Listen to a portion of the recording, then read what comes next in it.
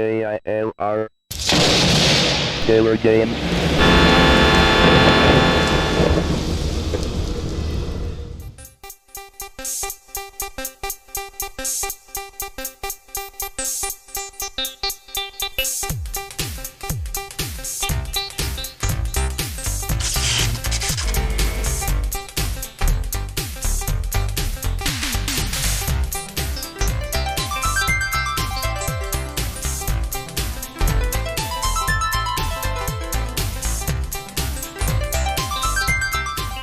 Hello, gamers, simmers, and pilots. I am the Killer Gamer, and welcome to the World Tour featuring Sublogic Flight Simulator 2 for the Commodore Amiga.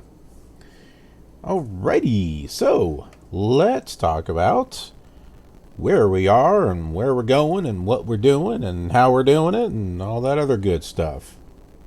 So, we are right here at Benton Harbor, and we're going to be flying to Kellogg Regional. So we're going to be passing Kalamazoo, and we'll be coming back to that.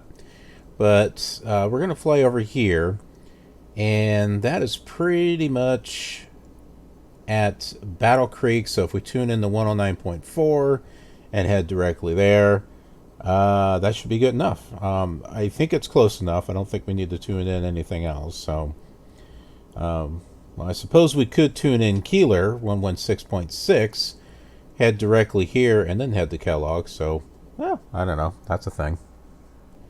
So here we are. We're going to go ahead and get our radios set.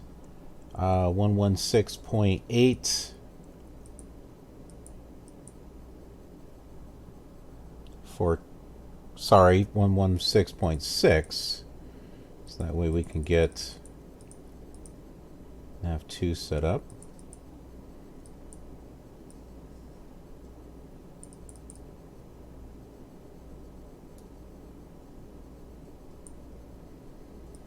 Okay. We got to fly at a heading of 180, and then Battle Creek is 109.4.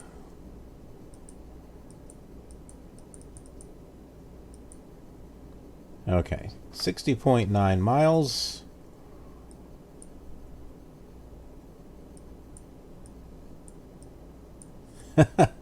I am trying to get this thing to...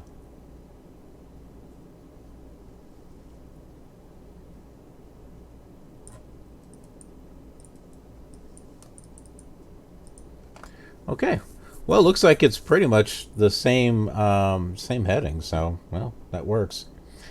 Okay, let's go ahead and get her turned on here.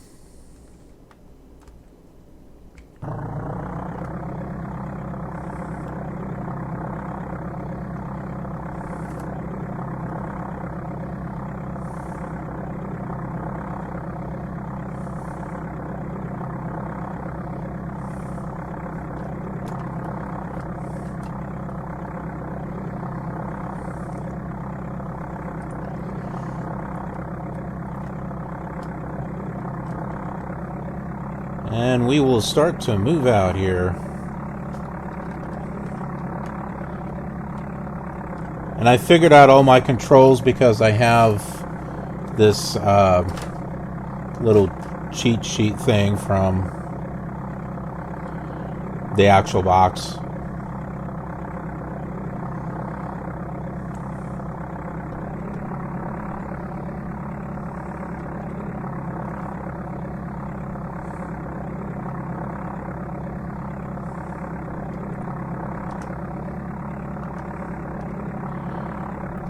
You know, after playing Flight Simulator 4, because it's the same engine sound, but this is where I originally heard it. I originally heard this Cessna sound right here on the Commodore Amiga.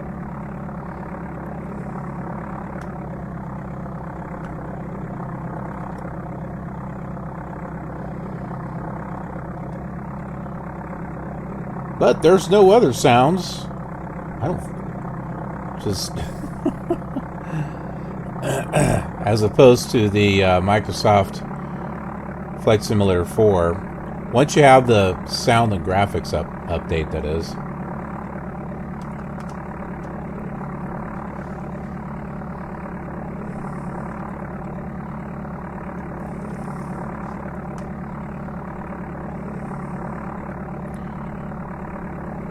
But even so, I still have some good memories with the Commodore Amiga.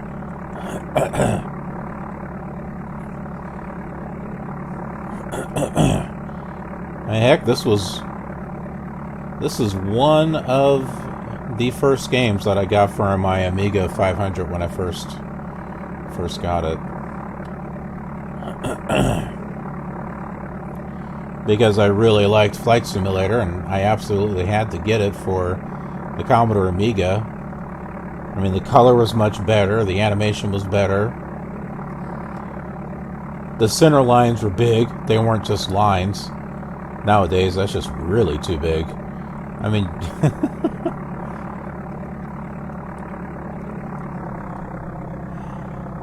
that's like a very big center line. But that certainly sets this one apart from all the others, that's for sure.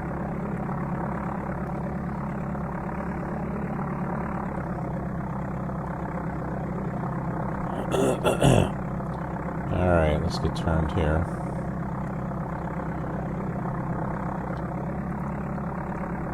You know, I need to see if I can get my joystick to work with the Amiga version.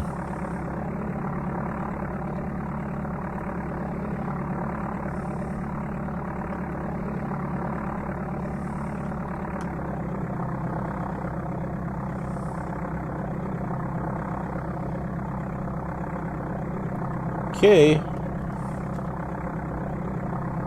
I was waiting for a flap stick, a flap sound effect. There is no flap sound effect, not on this. Alright, we're ready to go.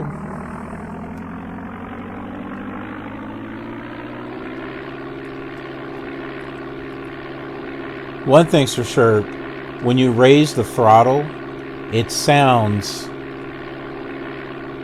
much better than on the PC version.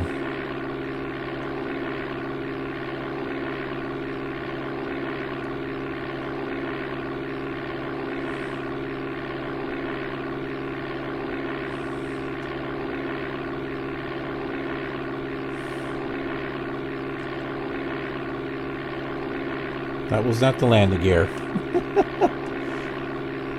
I'm like, G for landing gear. G actually looks down. As in, gee whiz, that's a long ways down. So there it goes. There goes Benton Harbor.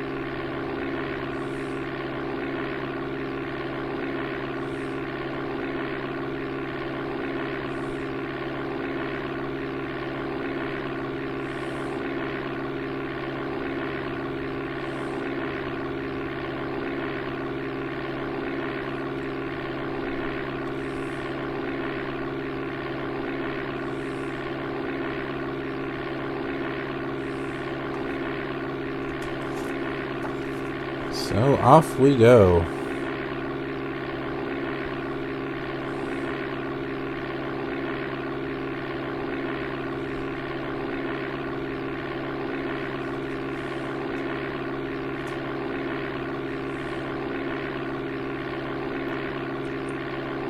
And if we want, we can set our spot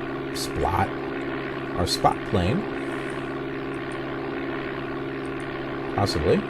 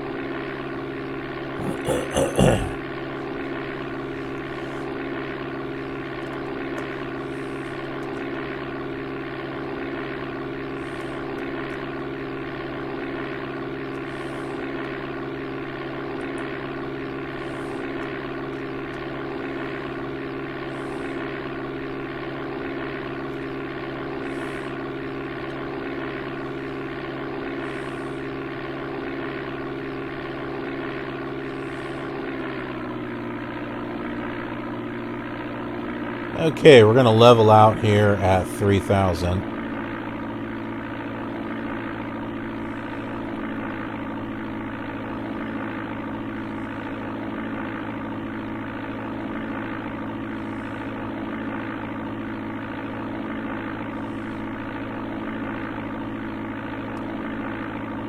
Or at least we'll try to.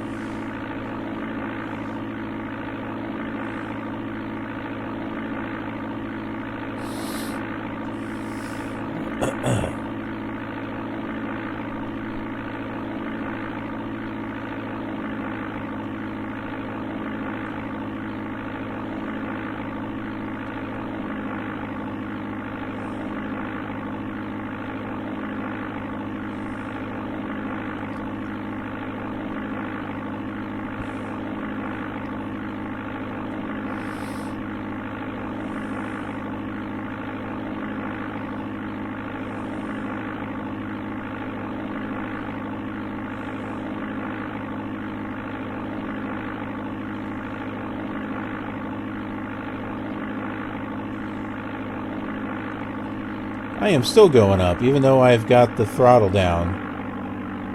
Did you notice that?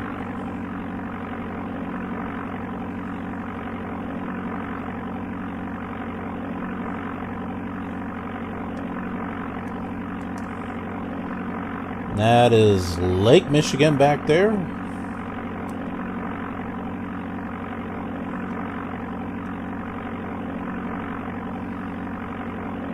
And yes, this road is going to take us out to Kalamazoo and Battle Creek, which is where WK Kellogg Regional is.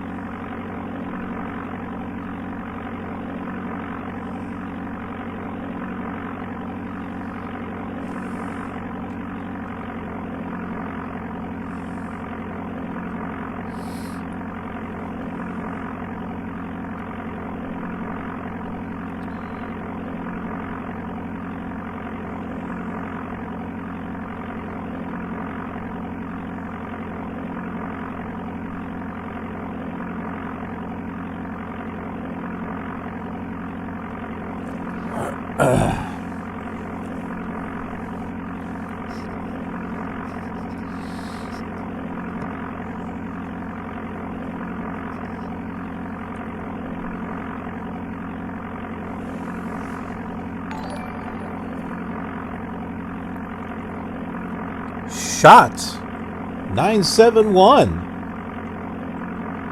How are you, buddy?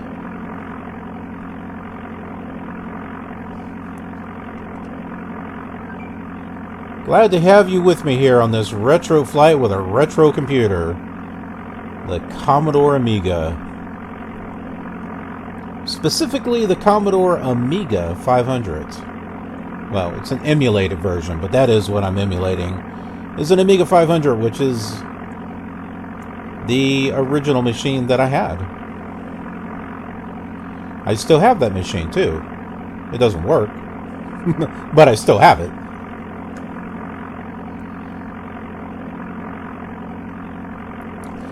Hey, yeah, it's nice to have you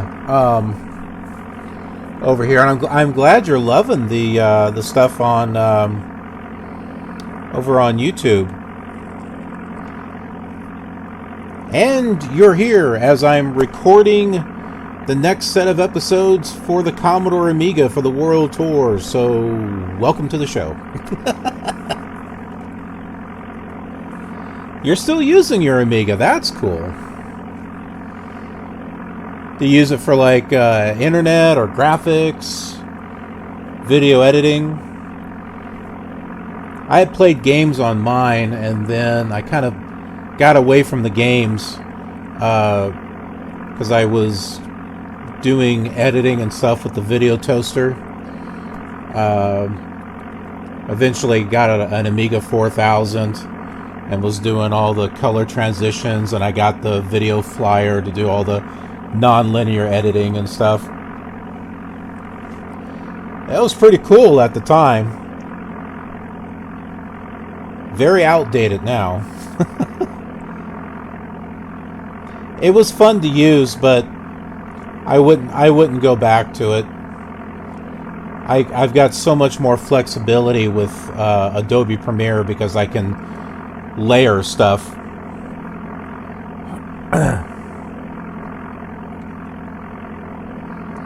How long does it take for these videos to go from Twitch to YouTube? Well, it just depends upon where I happen to be at. This particular video is actually going to show up next month. Because I believe the Amiga one that played this month was flying to Benton Harbor. This video right now is actually flying from Benton Harbor. So you caught it at the right time.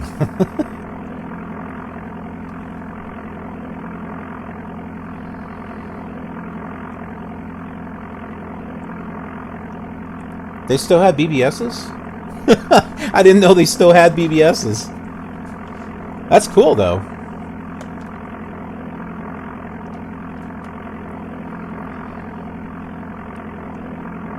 I always tried to get my Amiga to do something that it wasn't, well, like I would emulate a Macintosh.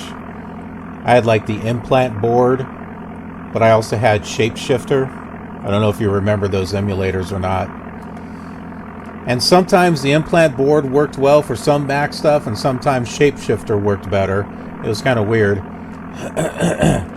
And then there was a PC emulator that you could use in conjunction with the implant board, and that was a bunch of garbage. Flight Simulator 5 had come up for the PC, and I'm like, oh man, I gotta play this on my Amiga. Yeah, that was a slideshow. So it wasn't too much longer after that I bought my first PC, because I wanted to play Flight Simulator 5.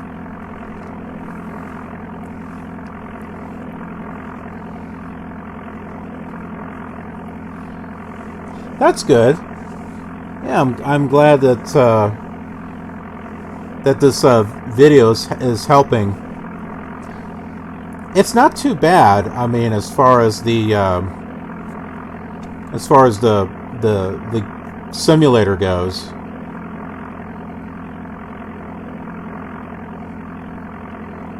Kind of simple for its day.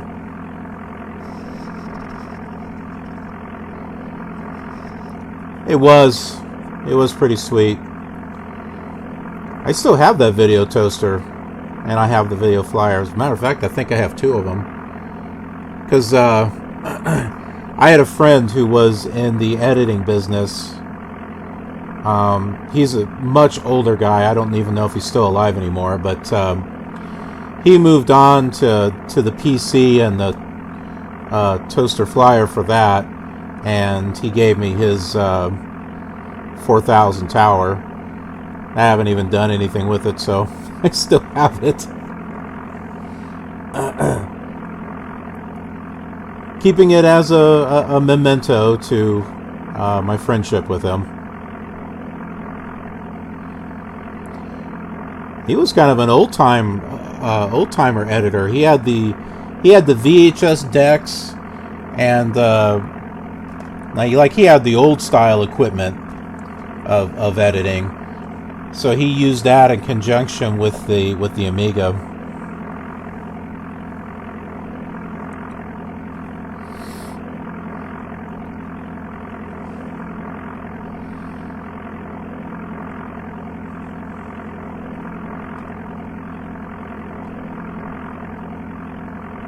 We have 40 miles to go.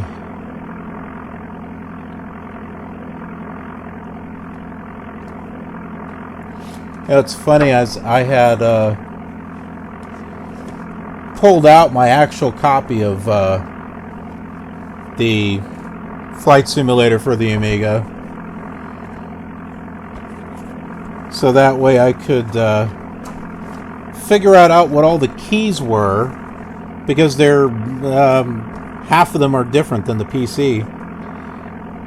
So like if the view, if I want to look out the airplane like this, The PC is Shift and the numerical keypad. Not on the Amiga.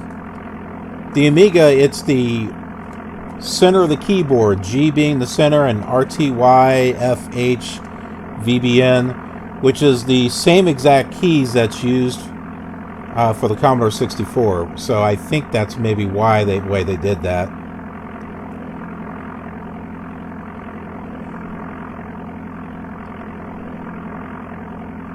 The brake is the number 1 key, which I think is weird.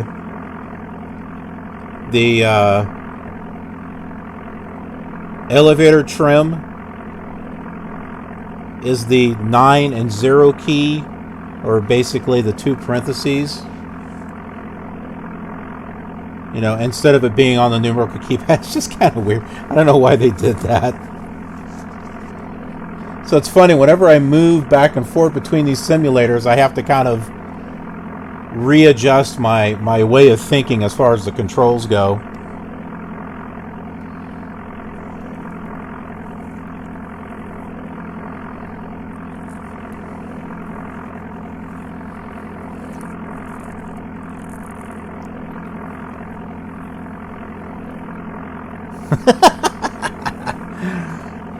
Shift F10, yeah. Jeez, I don't think I had the Wing Commander for the Amiga, but I first played it on my Mac emulator. I'd gotten Super Wing Commander, and I played it on there. So I started getting my first exposure to more mainstream games with the Macintosh emulator. And I was using Microsoft Word over on the Mac.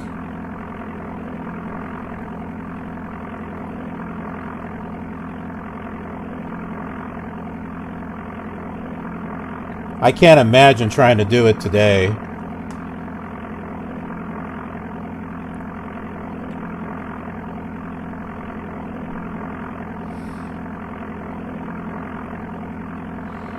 Oh, and what? I think I had a Picasso board. Was it? Or no, I don't think it was Picasso. I forget what color, what 24-bit board I had. I keep wanting to say it's a Picasso, but I don't think it was Picasso. I think it was one of the competitors, and I can't remember what it was. I think I still have it. I don't think I got rid of any of my Amiga stuff.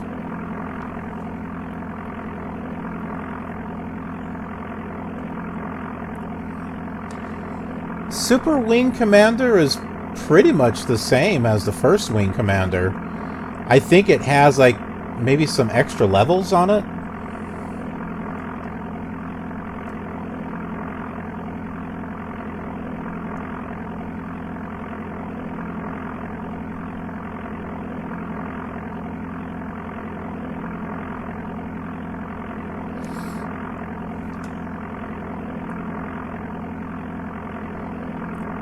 And I think I made it all the way through to the end. What was one of the other games I played? I think Doom. I think they released Doom 2 for the Mac. I think that's where I first played that. Also was there. I'm trying to think if there were any other games that I played on the Mac.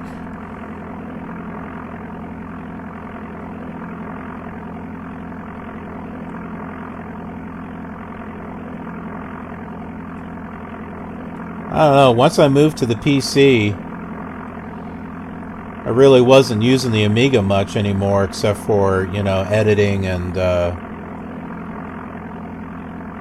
video stuff. I used to work with a bunch of guys on a kind of like a sketch comedy show.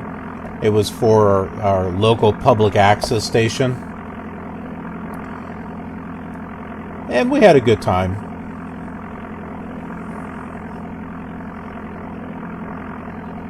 Fox Sniper! Hey! Good to meet ya! Yes, these sims have come a long way. That is very, very true. But it's fun to go back and revisit them. And I've done a lot of revisiting on these old simulators. As a matter of fact, I'm working on my next set of videos for the World Tour series that I have for Flight Simulator 4. It's been pretty much on hiatus for a year, but it's heading up into Canada, and the, well, coverage is, well, non-existent. There are some people that have made some custom content for Canada, but it's not complete. So I'm going in and I'll be building airports and putting in air traffic, and I'll be creating adventure files, so that way there's ATC controlled flight from one destination to another. I have to put in all the VORs. There's a lot of work going into it. I have a lot of these behind the scenes stuff over on my Instagram, so I do a lot of pictures and stuff that I'm working on. So for those that are interested in kind of like what happens behind the scenes and what I'm working on, I put all that stuff over on Instagram.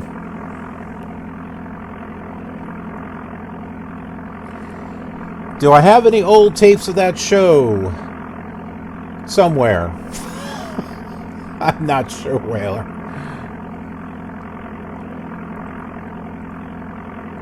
I thought about maybe reviving it and putting it on my channel, but I don't. The guys that I used to do this with, we don't really meet or talk with each other anymore, and there's been some drama that kind of happened behind the scenes, and I just kind of want to step away from it. So yeah, I do. I have it somewhere, but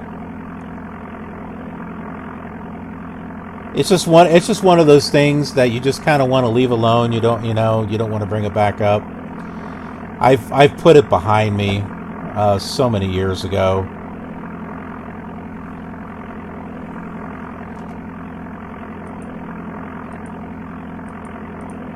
There it goes. 25 miles. So what we're seeing here is Kalamazoo.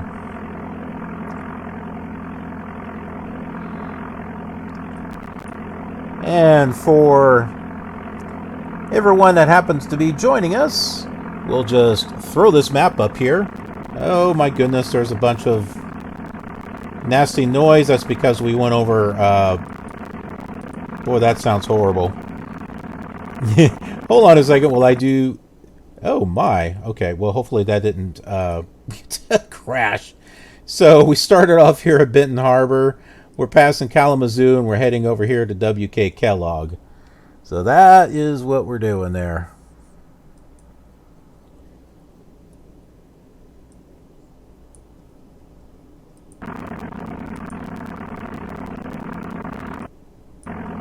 There we go. Boy, that sound was awful. Some fun flight simulator facts here. This came out before Microsoft Flight Simulator 3. Because this was Sublogic. Technically, this should be Sublogic Flight Simulator 3, but they just called it Flight Simulator 2. And then this was ported over to the PC and has what we know as Flight Simulator 3, which only had PC speaker sound. And then that didn't last very long until Flight Simulator 4 came out. And then they had the sound and graphics upgrade, which gives the same engine sound that you're hearing right here on the PC. It's the same exact sound effect. The only difference is there's landing gear sound. There's sound for the flaps, which there are no sounds for the landing gear or the flaps on this one. And the when touching down on the runway, it sounds more like screeching tires, like when an airliner like hits the ground. It's like, "Arr!" I mean, you'll hear it when we land of what it sounds like. It sounds kind of out of place.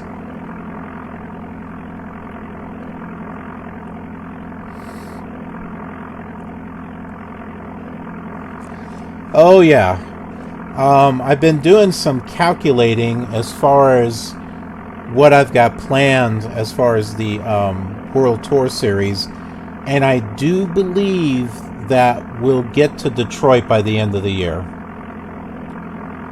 If I'm able to stay on top of everything, we should be able to get to Detroit by the end of the year 2020. There is a lot of episodes ahead of us. Not as many for the Commodore Amiga because it does not have the same amount of coverage as the PC and the Commodore 64 do.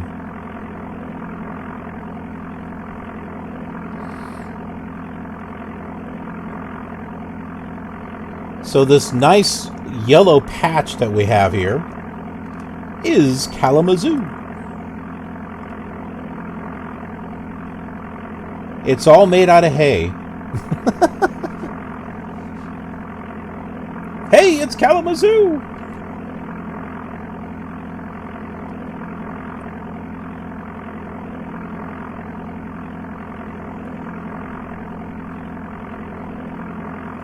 We have 18 miles left.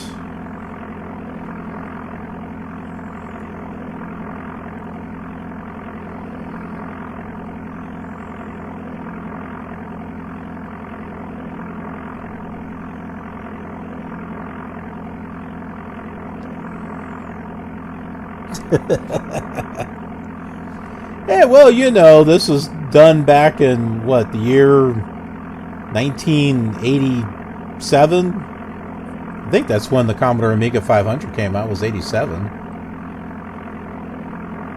So maybe all they had was hay back back then for Kalamazoo.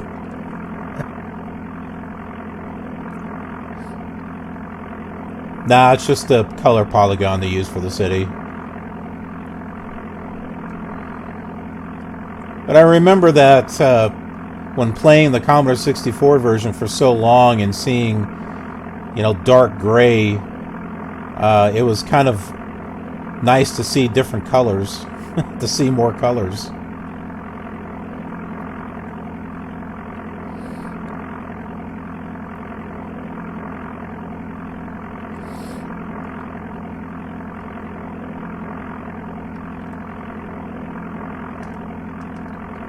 And we do have a spot plane.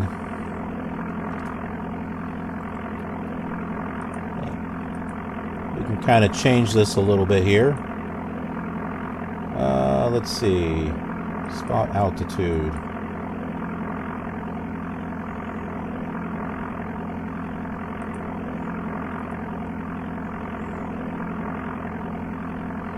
The first flight simulator that actually had a spot plane was Sublogic Flight Simulator 2 for the Amiga, the Atari ST, and I think one of the Apple ones. I'm not sure.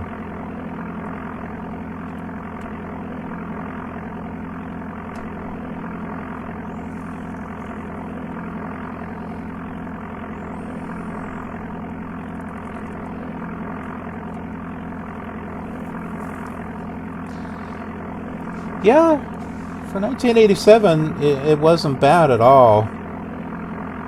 What I liked about it over the Commodore 64 version was that the frames per second was a lot smoother, and I had a much easier time lining up with runways and stuff because the jagged lines were not as thick as they were on the Commodore 64.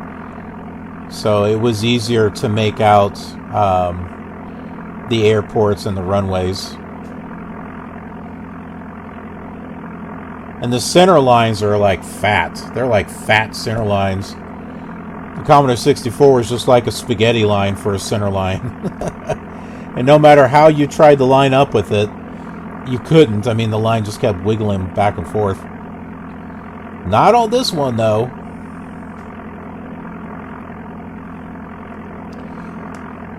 .3 miles. We should be seeing the airport here soon. That's probably it right there.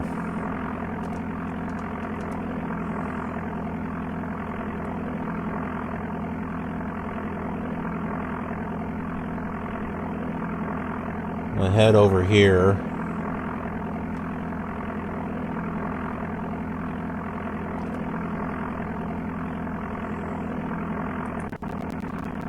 Ah, there goes the sound.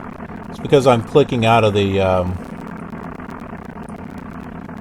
Oh no, that was not a good idea.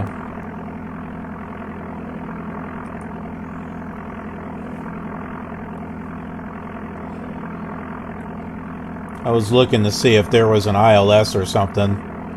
Ah, we'll just figure it out. We don't need no stinking ILS.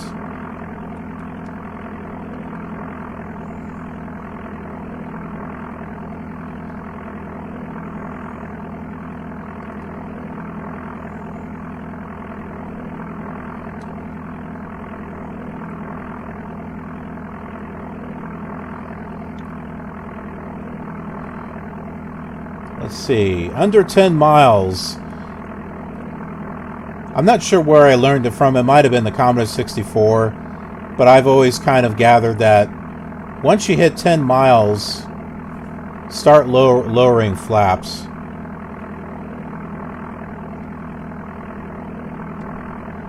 That is Battle Creek up there. And W.K. Kellogg. Because that's where we go to get cereal. Is at the W.K. Kellogg Airport.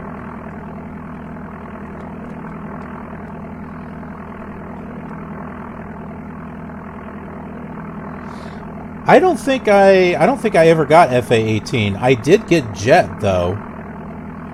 But Jet was kind of pointless because this one had a Learjet on it. Flight Simulator 2 had a jet on it, so it was kind of redundant to get the separate jet program also.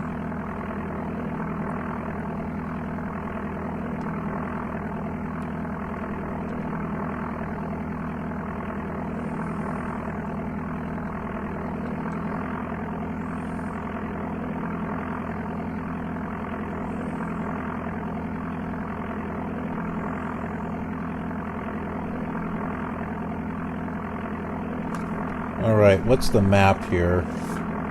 Is it M or is it something else? Map. Select, deselect map. F3? Ah.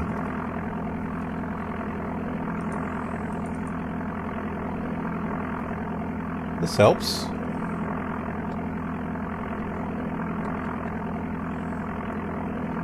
Okay, the fine-tuned zoom is a little much. F9, F10. That's better. Okay, this makes it a little easier to see the runway. You can see it right here.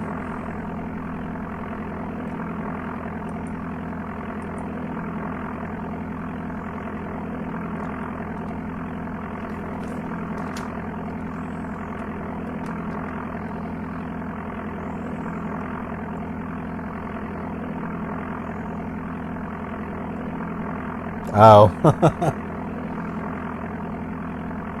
The 38th parallel.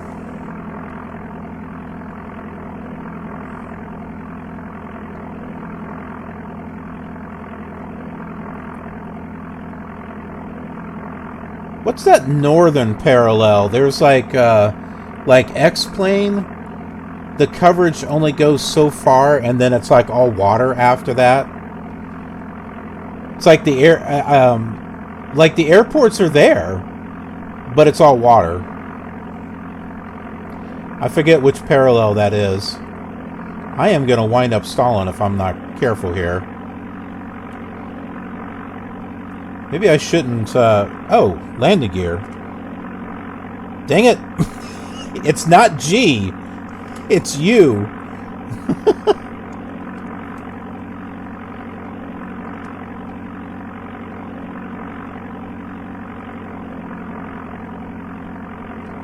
We better get down in altitude. Otherwise, we're going to fly right past that runway. Just doesn't seem like we're that high up.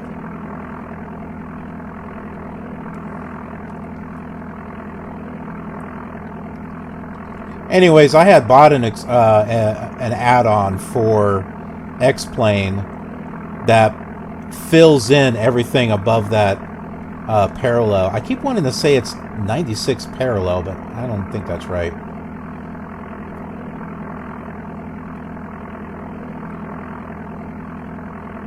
Because the world tour for FS4 and above, they're all going to go into Canada and up into Nunavut.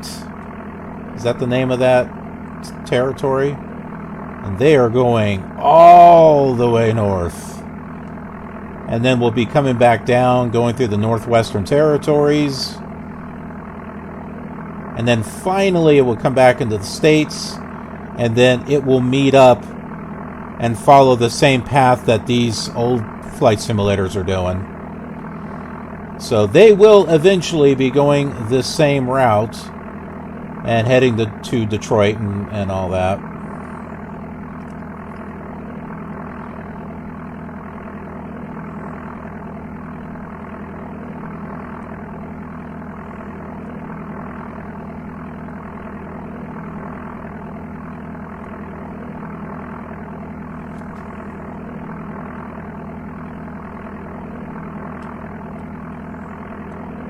Okay, I see the Vasi lights over there.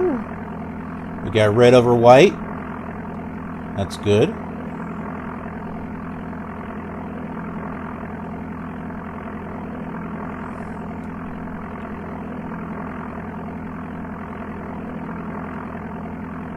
And we're not lined up. That's not good. Come on.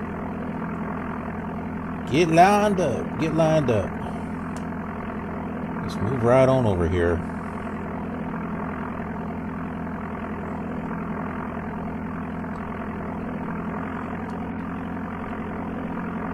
Okay, red over red.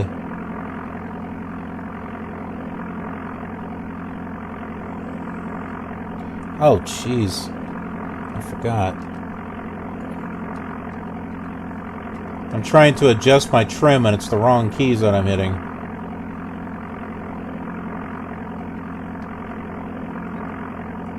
Oh my goodness. This way. This way!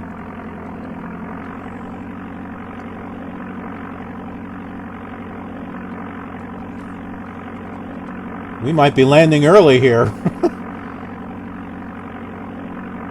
Come on, plane. Get up. This thing is like got a delayed reaction. No, up.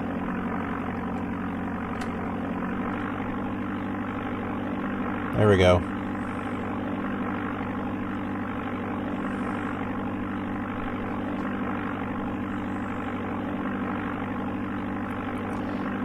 Yeah, the idea that I've got about them following the same flight plan is so that way you can see the same legs in all the different flight simulators.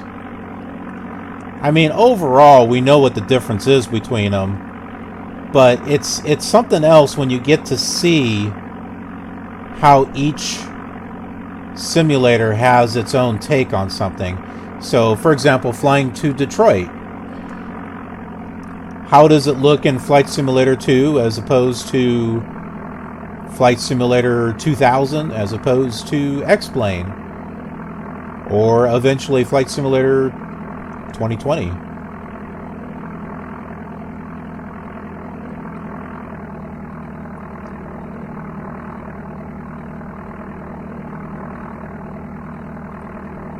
Okay, come on down. Let's see. Dang it, no.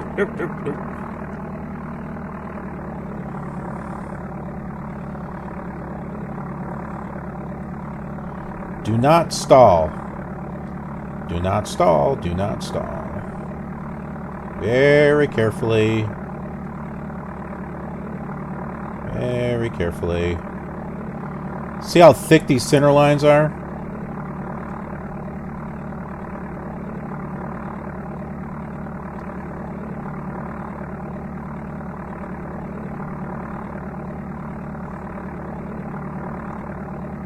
Come on. There we go. Did you hear that wicked sound? It's like, oh! It's a nasty screeching sound.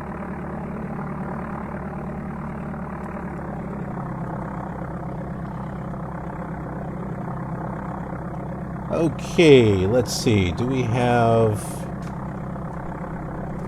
It was F3 for the map, right? Yeah.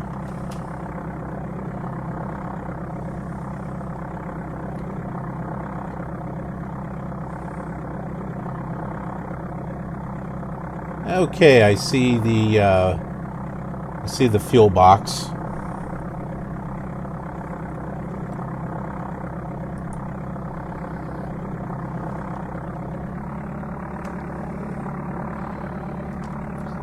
That was actually a pretty nice flare for the Amiga. It was not a bad one. I had to keep looking at the airspeed because, oh man, these things like to stall. And when it stalls, forget it. You're done. Most of the time.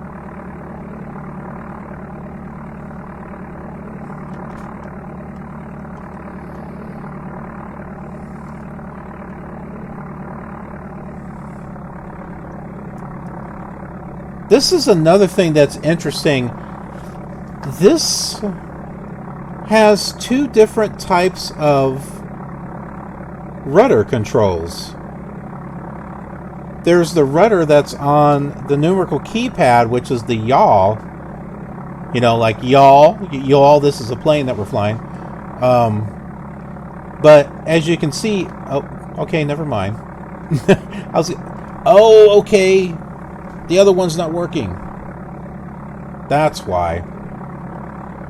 Yeah, there's two different other keys to use for the yaw.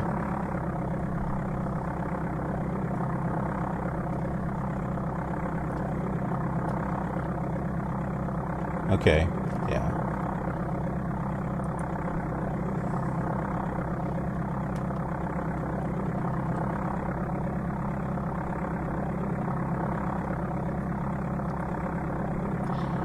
I'm waiting for some goodies to come in the mail. I'm still waiting for my new copy of Fly 2.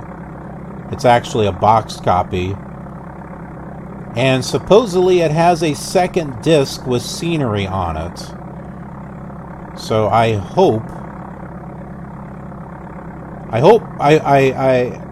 hoping for a better experience than what I've had so far, because there's like no scenery at all on the Fly 2.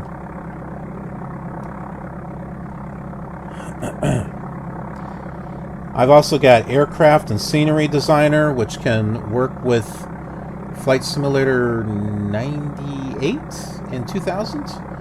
So I'm waiting for that one.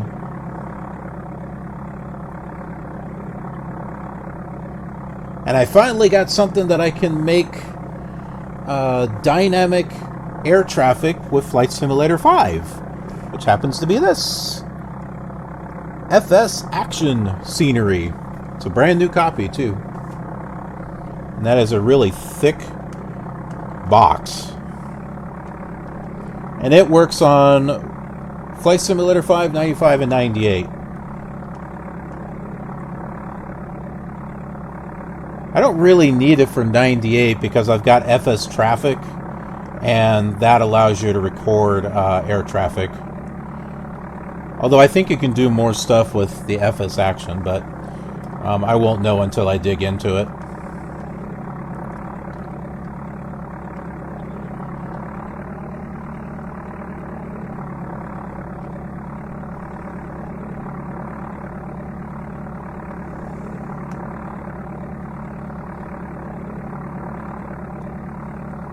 Oh yeah,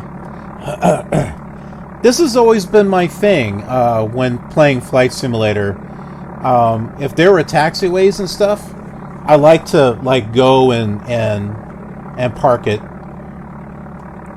Going to the fuel boxes has always been my thing. Now, if there's no taxiways, then what I usually do is I just kind of park at the corner of 2 runways, or I'll just park off to the side.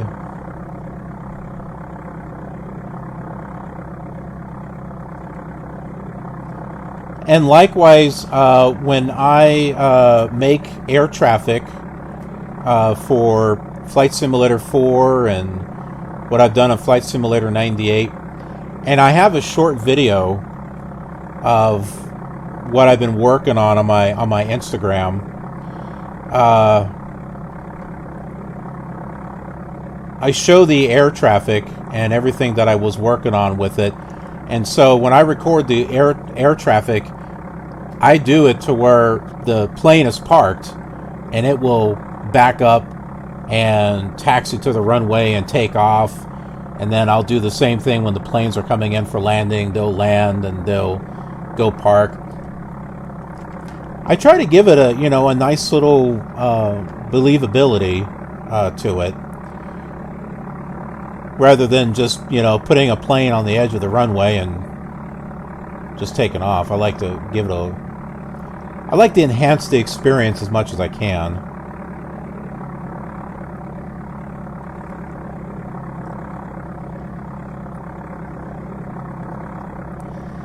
And I think that just a little extra work and a little extra attention to detail, I think people are going to appreciate that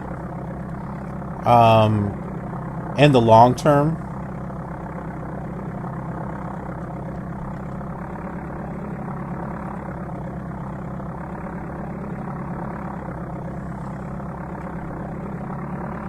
Because it really shows people what you can do with these old simulators, that you can still have plenty of fun with it, I think. Alright, so here we are. Want to thank everyone for joining me on this flight, especially Shot 971. Really appreciate it. And yeah, speaking of which, you gotta head over to twitch.tv/KILRGamer, and follow me over there. Some of these episodes that I'm recording, instead of doing it offline, I'll stream it. I'll record it and stream it, giving people like yourself a chance to actually be a part of the show. So I will give you a shout out, as well as in the description section. So yeah, come on by and join me for some flights. I'd love to have you.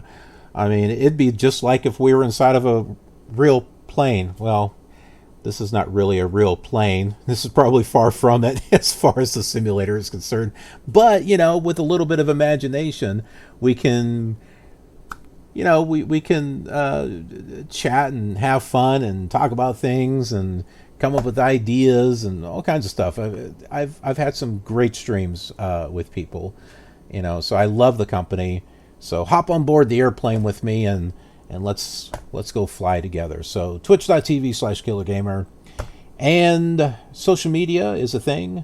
Twitch, which is not quite what I meant to say. Twitter, it starts with a TWIT. They both do. I often get them confused. I myself am confused. Anyway, Twitter is what I use for official announcements. So if I'm about ready to do some live streaming, I'll put a notification up there with some hashtags letting people know that I'm going to be going on live. So I'll do official announcements there. And I might do some retweets of interesting things that I happen to see. But Instagram is where I will take pictures of behind the scenes things that I'm working on for the channel.